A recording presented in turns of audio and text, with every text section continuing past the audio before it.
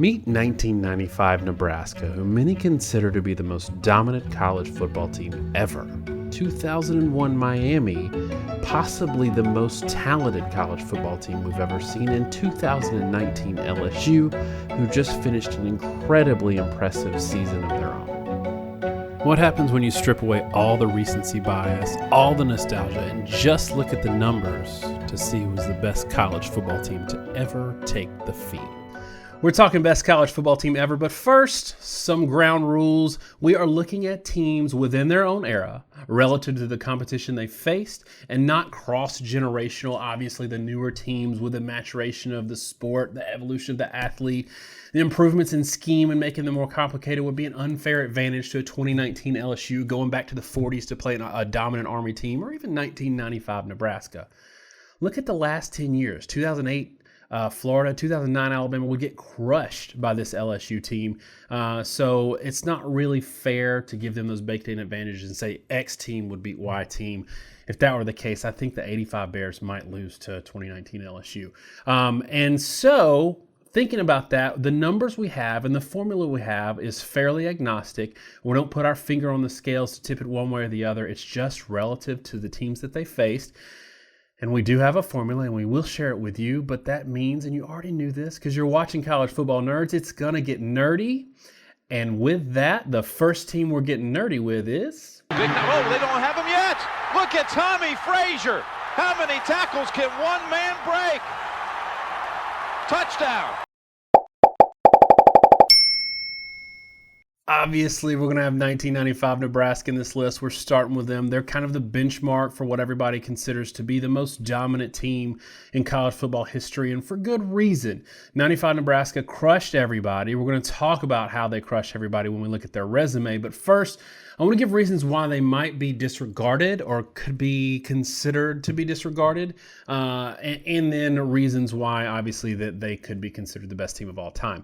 First of all, why they might be disregarded. Well, some people point out, and this is a fair point, I think, that Nebraska had a bit of an unfair advantage. They accepted what was considered to be a partial qualifier that has kind of gone away in college football. But back then, it was up to each conference and sometimes each team within each conference to decide whether or not they could accept partial or non-qualifiers. And what this means is that player who would have had to go the JUCO route could come in as a partial or non-qualifier, sit a year on your team at your school, get their grades up to where they would qualify to be on the field, but you have the baked-in advantage of them, one, only sitting out 1 year instead of 2 for JUCO, and two, if they went the JUCO route, they might have chosen a different team, they might have gone a different way, which gave them an artificial advantage, teams that allowed partial qualifiers over those who didn't. In 1996, the Big Ten, Big 12 now, instituted rules to disallow this practice from happening. And Nebraska was one of the few major programs that was doing it and using it to their advantage. Obviously, nobody in Nebraska wanted this to happen, and it sort of started the end of their dominance. They did have 10, 11 game win seasons after that, but it was the thing that kind of kicked in their being not as dominant as they had been in the past. So why might Nebraska be considered the best? Well, obviously, they absolutely destroyed everybody they played. They played 4 ranked teams, but all 4 of those were in the top 10, and they beat them by about 31 points per game. And the real key to Nebraska, other than the fact that they were helped by a 44-year-old accountant named Eric Anderson, little known fact, he was masquerading as a football player. Unlike the other 2 teams on this list, they had 0 close games. They destroyed everybody on their schedule. They played 4 ranked teams, blew all 4 of them out of the water, and they capped it off with a just absolutely dominating performance against Florida, and that 95 Florida team was actually really good, went on to win the national championship the next year. Think about how bad LSU killed Oklahoma this year. Imagine if they would have killed Clemson that bad, or Ohio State that bad, like a truly number 2 team, elite team in the country, if they'd have beaten them that bad. That's what 95 Nebraska did to them. So that's the case for Nebraska. We'll get into some more of their detailed numbers when we do our matrix later in the video, but keep this in mind. 0 close games, 4 blowouts out of 4 opportunities against top 10 opponents. And each one of those games, the average margin of victory was 31 points, y'all. That's significant. Next up. And it is touchdown. Andre Johnson was all by himself. 2001 Miami, considered one of the best of all time, mainly because of just how talented that team was. I'm going to put it up on the screen right now. Look at all those players, all of those future NFL stars, all those Pro Bowlers, all those All-Americans. That is a deep roster, y'all, and not just frontline starting talent. The backups were talented. The backups ended up being in a lot of ways more talented than some of the starters. It was just bonkers how good this team was, how talented this team was. When we're looking at these 3 teams, the fact that they allowed 9.8 points per game is probably, to me, the biggest kind of win for them in terms of best team of all time. They had far and away, of the 3 teams we're going to talk about today, the best defense. Okay, why might they be disregarded? Well, first of all, I think they did less with more in terms of talent. And part of that was because they were limited at quarterback with Ken Dorsey. He was fine. He was a game manager. But when you're talking about stacking up against elite teams, if your quarterback is more of a product of the teams around, the athletes around him, and not sort of that driving force and what makes that offense click, to me, the whole thing about best team ever falls apart. Also, don't love that they had a couple of close games. They had 4 blowouts of ranked teams, which is exactly what Nebraska did. But they had 2 close games. One against number 18 Virginia Tech, a 2-point win, and an 18-7 win over an unranked Boston College. That's not going to cut it when you have that much talent. And it just underscores to me what was a real flaw with this team, in that they did less with more. Another reason why, and maybe a bigger reason why, they shouldn't be considered the best of all time is they didn't play the best teams in their season. So there's a weird thing going on with the BCS formula at that time, where they, for the 2001 season, tweaked it a little bit to avoid some other results they had previous years, and wanted to make sure that they got an outcome that sort of mirrored what they were expecting, but it had some unintended consequences. In this case, number 4 Nebraska, who not only didn't win their division, didn't win their conference, they were number 4 in the human polls. They were behind. They're behind Colorado and Oregon. Colorado actually beat Nebraska just as bad, if not worse, than Miami did. And Colorado and Oregon played each other in their bowl game, and Oregon destroyed Colorado. So in my mind, there's still question of whether or not Miami would have beaten the second best or best team in the country that year. They very well could have lost to that Oregon team. I'm not saying they would.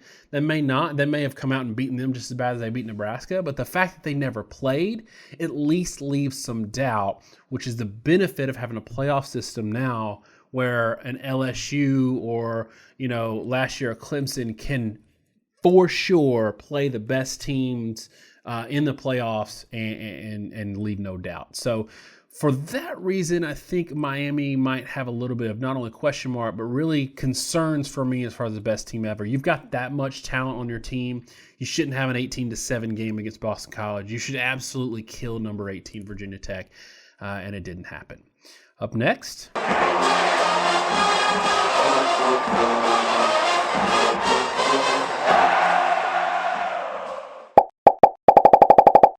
2019 LSU Tigers. A lot of people are saying this is one of the best teams of all time. Some people are saying that's ridiculous. I do think there's some recency bias going on here, but I also think it's a little bit fair, and there are some reasons why they should be considered one of the best teams of all time. One, they played 5 top 10 teams, which is a ton. They went undefeated, a 15-0 schedule. So if you look at 2001 Miami, 1995 Nebraska, they played 11 regular season games and a bowl game. They got to 12 with their championship game. LSU was playing their 13th game against the number 4 team in the country, and then they had 2 more top 5 teams. and they blew them out of the water. All three. The Clemson game was a little closer, but it was still a blowout if you look at it that way. So I do think that it's worth giving weight and giving value to how they ended the season. Those 3 games at the end of the year. I also think it's worth giving weight to the fact that LSU had the best offense in the group. Everybody's going to say, wait. Nebraska scored more points per game. They did. LSU, though, is harder to stop. They could run the ball. They could throw the ball. You can stop an option attack with the right defense, with the right makeup on your defensive team, because there are throwing limitations at quarterback. And Tommie Frazier was a good option quarterback as a passer, but he was not Joe Burrow. And he could not stretch and attack a defense vertically and put them under stress like LSU could. And then you've got somebody like Clyde Edwards-Helaire coming out of the backfield also as a passing threat as well. So I think best offense is another consideration. Obviously, Joe Brady had a lot to do with that as well. Supremely talented team on both sides of the ball. Maybe didn't play up to their talent defensively. But for me, 2 things. Best offense, how they ended the season. 3 games, 3 top 5 opponents, killed them all. That's a big deal. I'm not sure 2001 Miami, if they had to play 3 top 5 teams down the stretch, if they had to play Nebraska, but also play Oregon and Colorado, I'm not sure they go undefeated, even though they were supremely talented. All right, so why might they not be the best team of all time? First, starts and ends with defense. 22 points per game, yes. Some of that is skewed by the fact that they had a lot of blowouts, and like the Vanderbilt game let them score a lot of points where it didn't matter. But you also had the LSU game, or the Ole Miss game, where they gave up 38. You had Alabama scoring on them I think it was 41, 42 points. Texas put up 38.